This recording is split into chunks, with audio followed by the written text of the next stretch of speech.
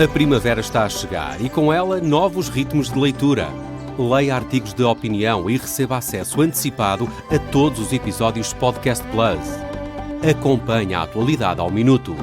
Assine hoje o Observador com até 58% de desconto e habilite-se a ganhar uma tote bag e um voucher da Livraria Almedina.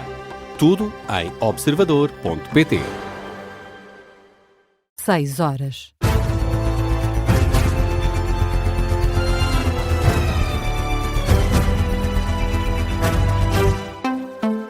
As notícias com Nadine Soares. Bom dia. Luís Montenegro quer marcar eleições no PSD para maio e desafia Pedro Passos Coelho a ir a jogo. O primeiro-ministro e presidente do partido vai antecipar as eleições diretas no Conselho Nacional do PSD, que decorreu no Centro de Congressos de Lisboa. Luís Montenegro deixa o repto a quem tiver dúvidas sobre o caminho que está a ser seguido no partido para que se apresente a eleições. Miguel Viterbo Dias. Depois de uma semana intensa de recados de Pedro Passos Coelho, Luís Montenegro desafia o antigo líder a ir a jogo. Gosto de ser claro e direto. Se houver um caminho alternativo e diferente, que seja apresentado. O primeiro-ministro e presidente do PSD vai antecipar as eleições diretas no partido para maio e desafia os que tiverem dúvidas a avançar numa jogada construída para condicionar Passos e retirar legitimidade ao antigo primeiro-ministro para criticar este governo.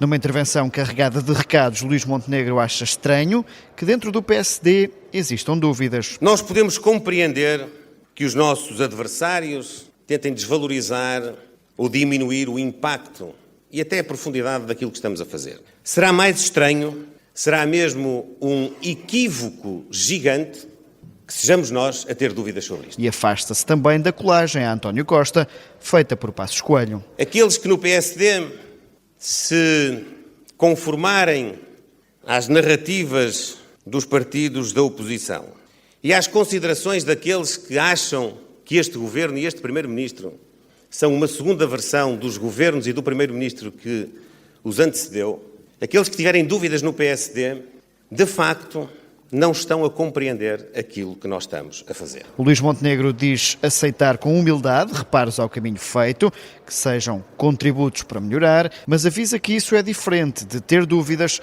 sobre o percurso do governo. Podemos ter a intenção de ajudar ou incentivar a irmos ainda mais longe, mas não podemos ter dúvidas sobre o caminho que estamos a trilhar. Porque se nós tivermos dúvidas, não vamos ser capazes de garantir a estabilidade. O presidente do PSD a responder à semana intensa de Passos Coelho, desafiando o antigo líder a clarificar a estratégia para o futuro. Miguel Viterbo Dias com os destaques do Conselho Nacional do PSD em Lisboa, que acontece depois de uma semana em que Pedro Passos Coelho apareceu por diversas vezes no espaço público com recados à liderança de Luís Montenegro no governo. A Associação Nacional de Revendedores de Combustíveis diz que o desconto no ISP anunciado pelo governo é insuficiente. Com o previsível aumento nos combustíveis que surge como resultado do conflito no Médio Oriente, o primeiro-ministro promete um desconto no imposto sobre os combustíveis com uma condição. Ontem as estimativas apontavam para aumentos acima de 15 cêntimos por litro, no limite até aos 20% no gasóleo na próxima semana. Tudo por causa do conflito no Médio Oriente. No debate quinzenal no Parlamento, Luís Montenegro apontou o valor a partir do qual o governo vai agir. E caso se verifique uma subida de preço da gasolina e do gasóleo superiores a 10 cêntimos face ao valor desta semana, o Governo vai introduzir um desconto extraordinário e temporário do ISP para compensar o adicional de receita do IVA, devolvendo todo esse adicional às portuguesas e aos portugueses e às empresas. Na análise este apoio, a vice-presidente da ANAREC diz que, feitas as contas, apenas será sentida uma diferença de cerca de 2 cêntimos com a medida do governo. Mafalda Trigo apela a que o Executivo vá mais longe. É manifestamente insuficiente. O governo estar preocupado neste momento em falar sobre esse assunto já é positivo. De qualquer maneira, a ANAREC sugeria para os membros do governo repensarem um apoio suplementar, tendo em conta que uma subida abrupta do preço do combustível vai levar a um aumento da taxa de inflação, o que é prejudicial para todos nós. A vice-presidente da ANAREC, em declarações à Rádio Observador, Mafalda Trigo, defende uma baixa generalizada dos impostos dos combustíveis em Portugal para que os preços sejam equiparados aos que são praticados em Espanha. E viramos ainda a página para a atualidade internacional. Durão Barroso admite que os Estados Unidos e Israel violaram o direito internacional ao atacar o Irão, mas alega que não foram os primeiros, uma ideia que remonta a 1979, é o que explica o antigo presidente da Comissão Europeia. Obviamente que esta ação não respeitou o direito internacional, está fora do direito internacional. Mas é aceitável ou não é aceitável? Bom, isso é uma questão agora de valores. Se formos a falar de direito internacional, quem começou por violar o direito internacional foi o Irão, quando, já em 79, invadiu a Embaixada Americana. A Embaixada Americana, pelo direito internacional, é território norte-americano, e manteve aqueles reféns. O Irão viola sistematicamente o direito internacional. Durão Barroso, na grande entrevista da RTP, mas mais cedo na Culturgest, em declarações aos jornalistas, Durão Barroso disse estar orgulhoso da posição assumida pelo governo português no que toca à agressão dos Estados Unidos. Afirma que não há qualquer incumprimento no uso da base das lajes. Perante este conflito que nós não decidimos, não foi Portugal que decidiu fazer a guerra, Portugal não violou de maneira nenhuma direito internacional, não há nenhuma norma do direito internacional que Portugal tenha violado, que eu saiba, nada. Tem garantia que Portugal não está envolvido na guerra, apesar dos aviões norte-americanos estarem nas lajes? Não há, mas os aviões norte-americanos podem estar nas lajes, não há nenhuma norma internacional, nenhuma, que proíba Portugal de deixar aterrar aviões ou levantar voo americano. Durão Barroso, que considera ainda que a Europa não pode ficar numa posição neutra em relação à intervenção militar no Irão. Israel atacou pela primeira vez o norte do Líbano através do maior campo de refugiados. O campo de Tripoli foi atingido esta madrugada, é o maior da região do norte. É a primeira vez que o conflito chega a esta zona do país. Os arredores do aeroporto de Beirute também foram atingidos. Já há registro de pelo menos 3 mortes na sequência dos 2 ataques israelitas. São dados do Ministério da Saúde libanês, citado pelo CNN Internacional. Até agora o conflito tinha-se centrado apenas na capital e nas zonas de fronteira no sul. O Irão acusa a União Europeia de hipocrisia e dualidade de critérios. É uma acusação do porta-voz do Ministério dos Negócios Estrangeiros iraniano esta noite. Isto depois dos comentários da vice-presidente da Comissão Europeia, Kaja Kallas, sobre as ações de Teherão.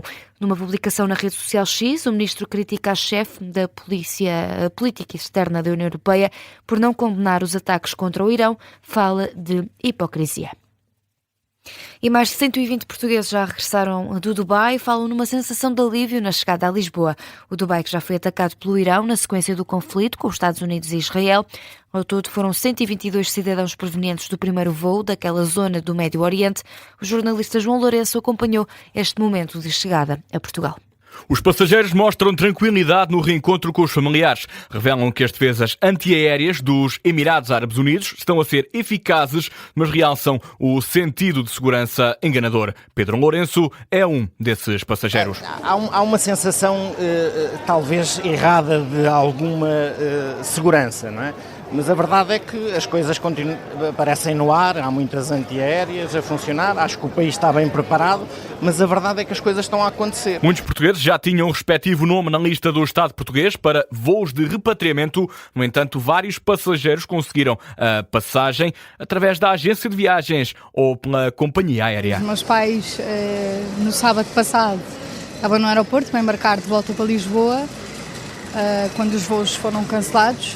E chegaram a fazer o check-in e tudo, estavam na porta de embarque e tiveram, entretanto, até hoje à espera. Este foi o primeiro voo que veio para Lisboa e eles felizmente conseguiram, através da agência de viagens, garantir um lugar. Os bunkers e abrigos de unidades hoteleiras foram utilizados nas últimas horas, como explica Pedro Barraça. Não podíamos sair do hotel, nas primeiras noites tivemos que dormir num bunker do próprio hotel, mas acaba por ser interessante ver os drones e os mísseis passar e haver explosões no ar. Não é? O ponto principal é que a cúpula antiaérea do Dubai está a funcionar muito bem. Ao todo, já há cerca de 400 pedidos de repatriamento de portugueses no Médio Oriente. O secretário de Estado das Comunidades reforça que 63 destes pedidos são de Israel, onde Portugal prepara uma extração, em parte, por via terrestre. João Lourenço, jornalista do Observador, que estava a acompanhar o regresso dos cidadãos portugueses vindos do Dubai. O governo diz que estão a ser preparadas outras operações de repatriamento. Fica por aqui este jornal das 6 da manhã, mas deixe-se ficar já a seguir conferência de imprensa.